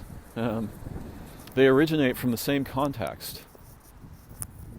And notice when I say wrong, it's like I'm banging a gong, right? I'm like, wrong. Just should resonate. Nope, you got that. That one, you missed that question on the test, humans. Metastasization. Okay, so let's ask ourselves a really weird question, which is an important one. What is the opposite of social and relational metastasization, of memorial metastasization, right? Stuff that attacks our memory. If humans are having a disease that attacks memory, they should back the fuck up and pause as a species And this is one, okay, so I'm going to circle back. I know I'm bird walking a bit. Our guy who's misbehaving, one of the strategies you can employ if this starts to happen a lot in your society is you just direct the killing, right? So you start wars, or you participate in them, or, you know, you redirect the loss of human dignity, meaning, identity, role. You redirect that loss toward a scapegoat. And that works. And humans, leaders have done this again and again throughout history. It is well studied. It is well understood. This is a thing that we often do as a species. And primarily, it's hard to easily say what the role of the women in general is, but this is something that happens to the men. Right? And the women are at least peripherally compromised or captured by this, if not directly. You know, today, in our time, I imagine that conscription has become bisexual in the sense that it needn't make determinations about gender. It can conscript anyone today.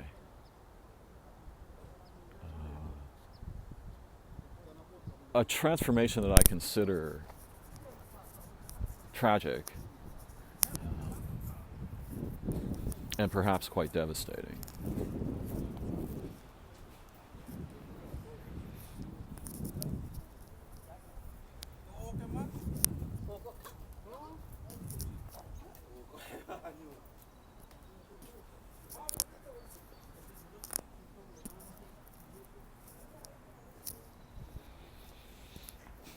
So one thing you can do is you can sort of bleed off. You should study the problem and change.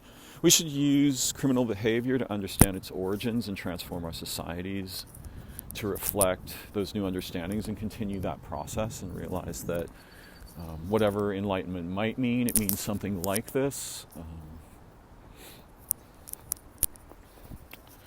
And some very conservative people will argue you're rewarding bad people for bad deeds. And I will argue the context you're supporting necessitates bad deeds. This may sound extremely liberal, but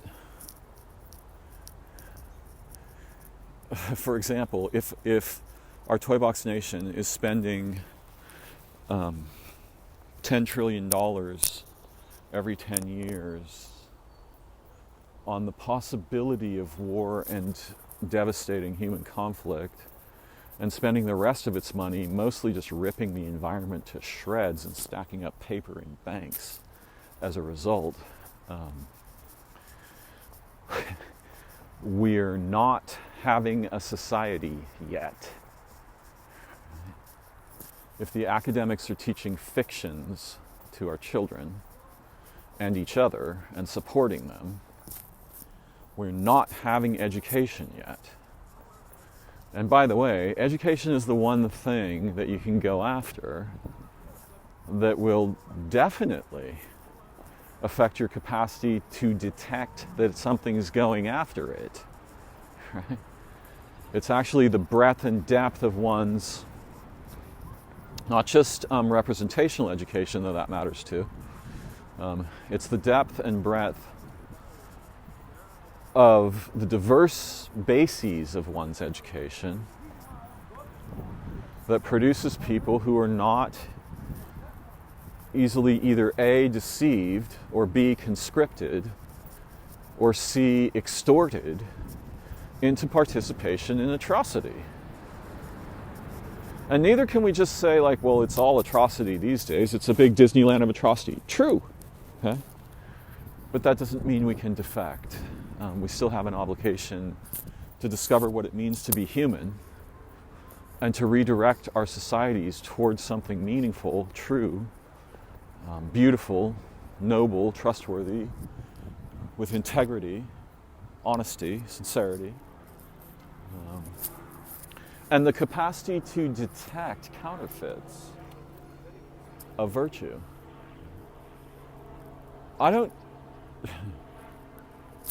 I'm not, okay. I guess I'm concerned with the kind of insight that detects injustice.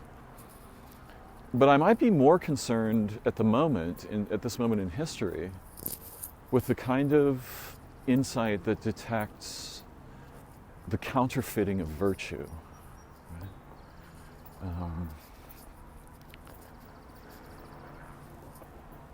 And again, in the signal environment, right, if we'd been trained in signal intelligence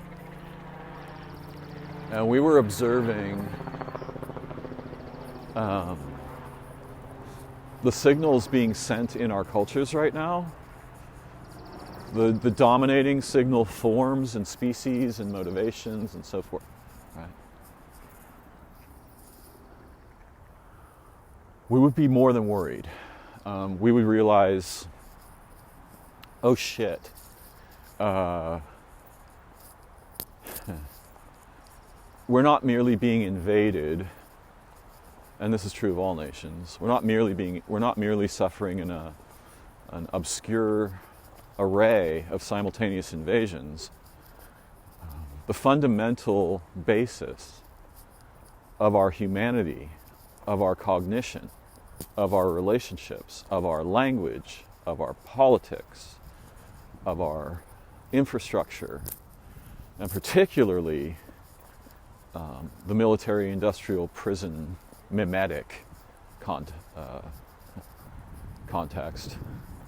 That shit's been captured and is being weaponized against us as a people, the whole people, right?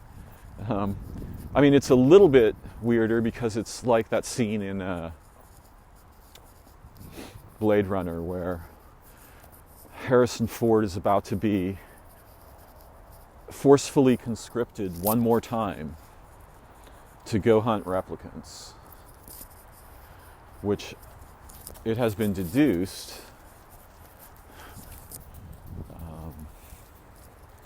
are not willing to go to their time-synced death chamber on time, and if they're going to be forced to, intend to take some of the other people with them to send a message.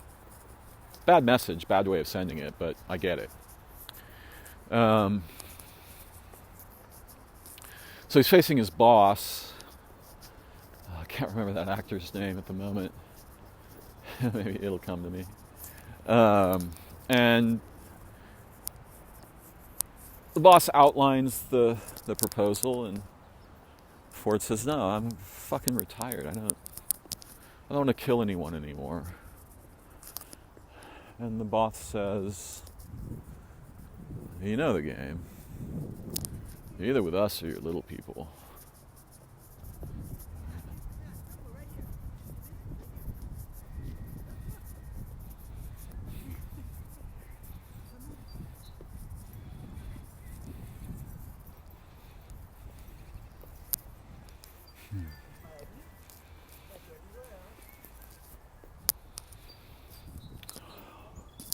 I have such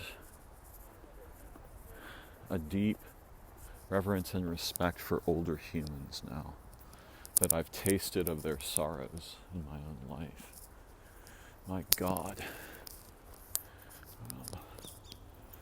The staggering isolation and loneliness burden of most elders, along with a problem that I've skirted in this dissertation. The problem of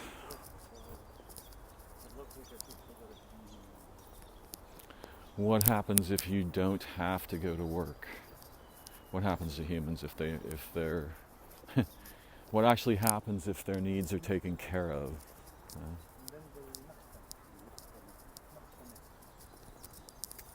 Hello.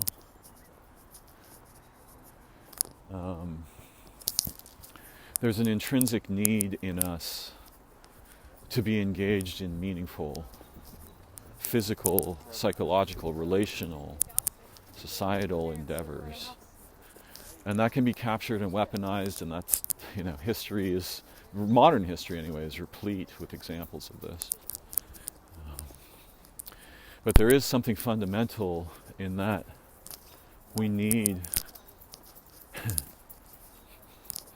well, we can defect from relational starvation and educational, asphyxiation, or bombardment, both, right? We can defect from either of those into work. But optimally, we need to be doing, there is an intrinsic need to meaningfully employ our human bodies, minds, spirits. And we're getting a lot of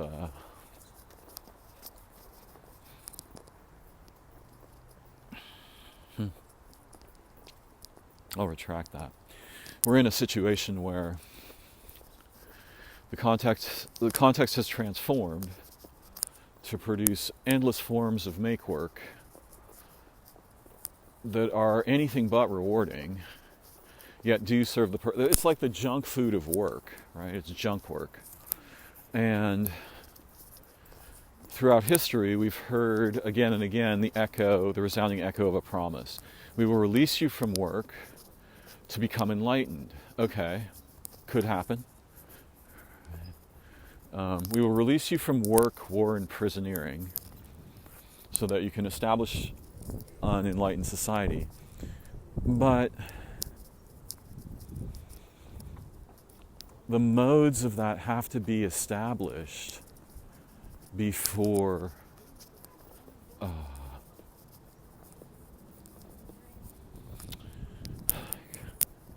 it's like you need to have that stuff spun up before you stop giving humans work. And in the interim, when it's not yet spun up, and the human desire or possibility of meaningful work is evaporating worldwide, you might want to pay attention to the origin of that signal, because it might mean, and I think it does mean, at least in part, and possibly in large part,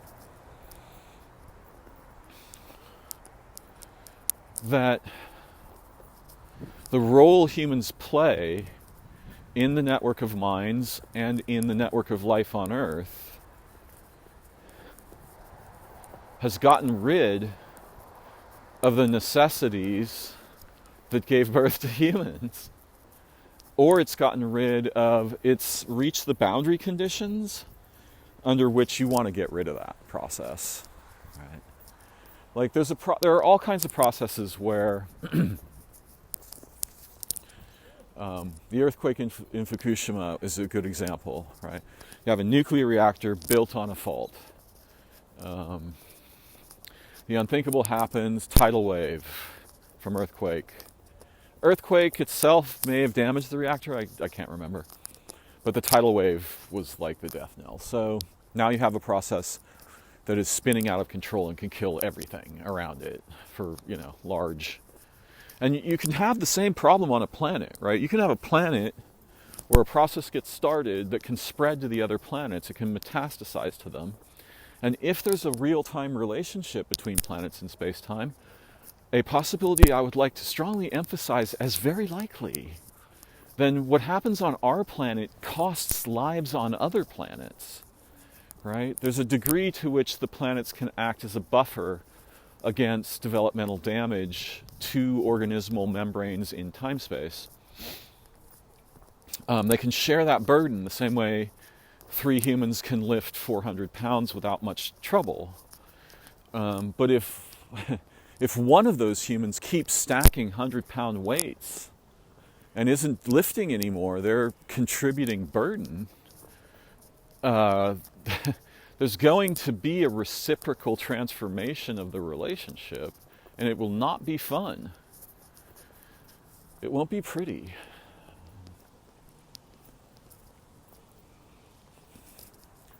It isn't nature that's red in tooth and claw.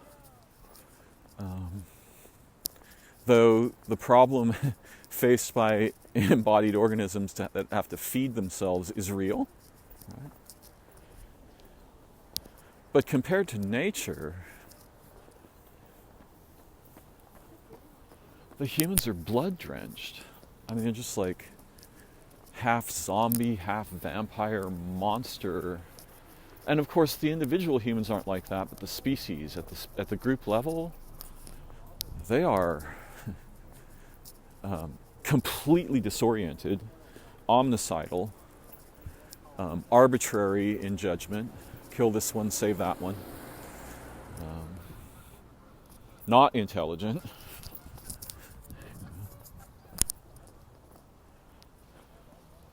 Not survivable.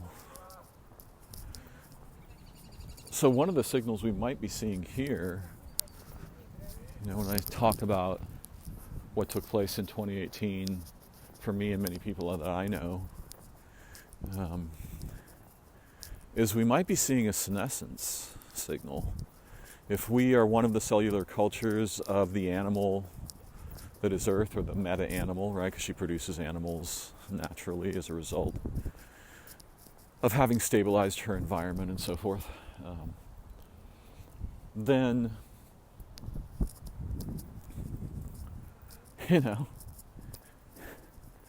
something needs to interfere to either reduce our population dramatically, and perhaps it's not, I would argue that it's not our population that's the actual problem. The actual problem is object proliferation. Dead structure that keeps reproducing instead of living structure. Okay? Any agenda like that, any system like that, that's got a very fucking limited lifetime. It might have worked in the 1950s. It isn't going to work for 10 more years. So the object proliferation is actually the problem. And you can probably wreck up enough humans to interfere with that without eliminating the species or destroying the planet. If you were an intelligent, what I'm trying to figure out is like the human relationship with mosquitoes, which is very deep and intimate, unlike what we would think.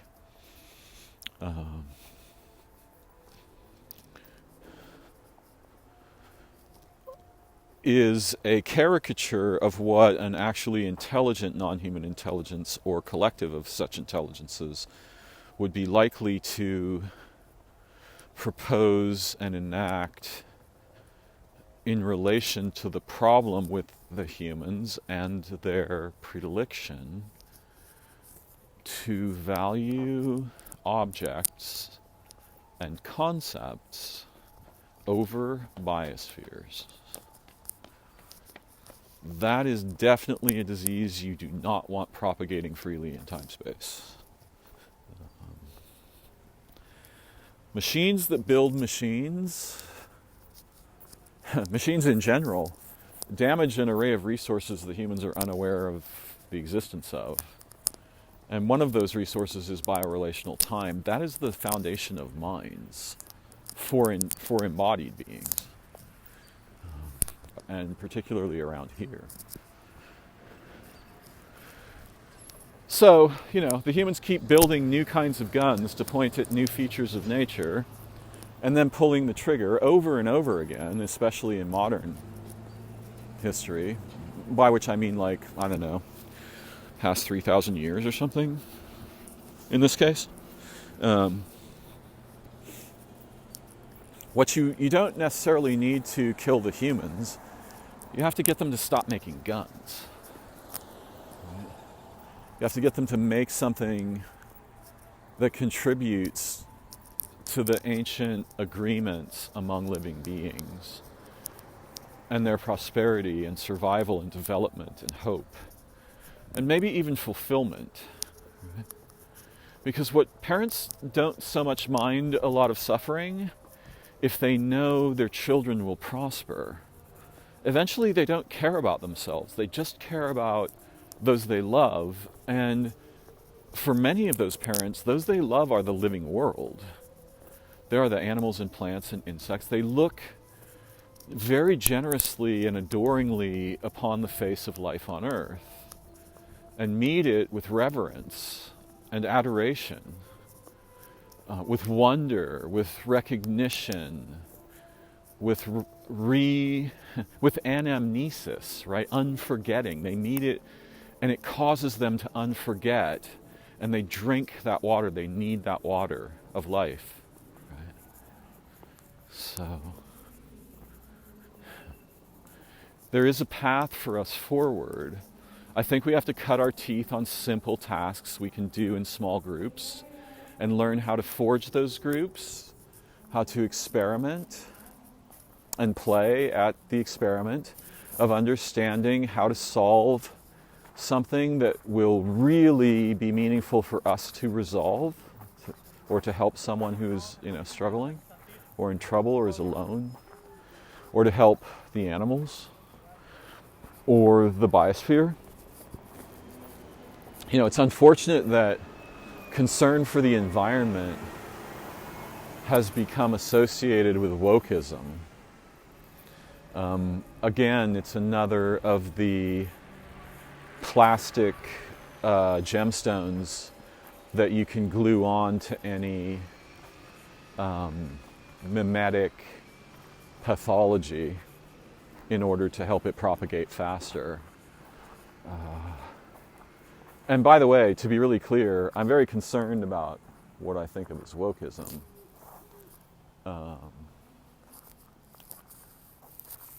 However crudely that idea may be formed in my mind, the effective and creative response to actual injustice, the intelligent response to such matters, that's something I deeply believe in, and I think is natural to human beings to care about that.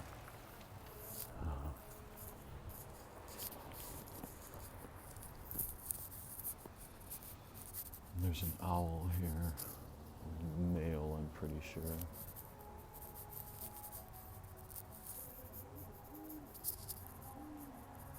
There's also a bandshell right nearby, emitting amplified music. Way up top. Ah, thank you. Oh, no, the lights came on.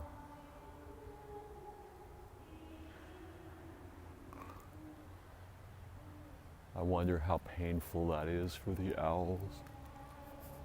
Oh, the lights adjust. The lights are adjusting their brightness based on movement. It's very interesting.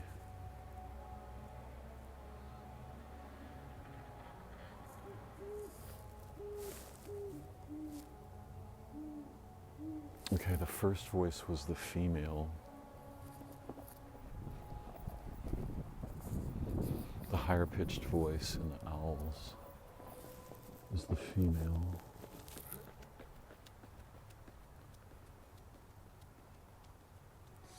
And they are, there goes the female, and there goes the male.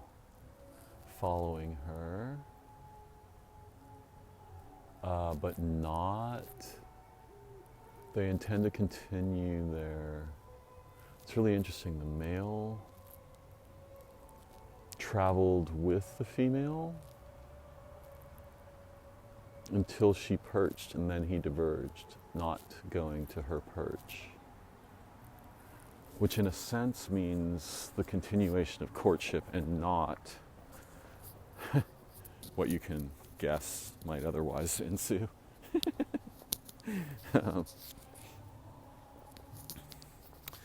Well, I've explored so much terrain today. There is a feature I want to highlight, that the humans need meaningful mutual endeavors. This has been replaced by the idea of work. And is simply we tend to have these two polar divisions, jobs and recreation, right? Jobs and entertainment. And both of those are highly captured and dangerous in their modern formats. So we have to reestablish both and perhaps make a mix where we play at doing things together that are noble and true and virtuous and brilliant and hilarious and amazing and resurrecting, rescuing, healing, nurturing, all these things, yeah. We have to play at forming behaviors of these sorts together and then enacting them. Or so I strongly think. I suspect the distant music is spooky and haunting. I want to thank all of you who have traveled with me today, and those of you who will travel with me in the future or the past. Please take a moment, if you will, to do what I won't hear request, but you'll understand what I mean. And I look forward to learning and exploring together again very soon. May your world and relationships be vital, beautiful, and inspiring. Till next time. Bye-bye for now.